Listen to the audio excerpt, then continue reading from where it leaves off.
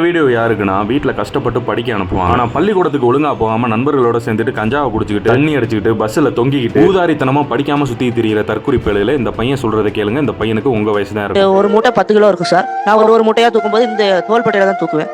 தோல் பெயின் ரொம்ப இருக்கும் சார். அதனால் வீட்டில் சொல்லிக்கிட மாட்டேன் அவ்வளோவா. ஒரு மாதிரி ஒரு கழிச்சே பேசுறீங்களே, அந்த வலி இருக்கான்னு? என்கிட்ட வலி ரொம்ப இருக்கும் சார். எனக்கு அடிக்கடி இருக்கும். எப்பவுமே எனக்கு இங்கிட்ட ரொம்ப பெயினாக இருக்கும். எவ்வளோ நேரம் வேலை பார்க்குறீங்க? 5:30 போவேன் சார். 10 மணி வரை வேலை இருக்கும் சார். எனக்கு 10 மணிக்கு அப்புறம் பஸ்ஸை விட்டுட்டேன்னா நடந்தே போயிருவேன் வீட்டுக்கு. எந்த ஊரு சார்? நான் கோயில்பட்டியிலேருந்து வரேன். எவ்வளோ தூரம் நடந்து போவீங்க வீட்டுக்கு? ஒரு வேளை பஸ் கிடைக்கலனா? சார் பஸ் கிடைக்கலன்னா 3 கிலோமீட்டர் இருக்கும். நடந்து போவீங்களா? அப்போ என்னெல்லாம் யோசிச்சுட்டு போவீங்க? சார் எங்கள் அம்மாவை நல்ல இடத்துல உட்கார வைக்கணும், நல்ல வீடு கட்டி உட்கார வைக்கணும். நான் ஒரு நல்லா படித்து வேலைக்கு போகணும். எங்கள் அப்பா படுற கஷ்டத்தோட நான் எங்கள் அப்பா கொஞ்சம் சப்போர்ட்டாக இருக்கணும். நல்லா கேட்டுக்கிட்டியா? இந்த பையன்லாம் எவ்வளோ கஷ்டப்படுறேன். உன் வீட்டிலலாம் உன்னை கஷ்டப்படுத்தாமல் படிக்க வைக்கிற அளவுக்கு திராணி இருக்கு. நீ வாழ்ற அதே சமூகத்தில் தானே இந்த பையனும் வாழ்றான். அவனுக்கும் அதே கஞ்சா தண்ணியெல்லாம் கிடைக்கும்ல. ஆனால் அவன் எப்படி நீ என்ன பண்ணணும்? ஒழுங்கா ஸ்கூலுக்கு போய் படித்து முன்னேற வழியை பார்க்கணும். இப்பவும் நீ முழிச்சுக்கலைன்னா நீ என்னைக்குமே முழிக்க மாட்டேன்.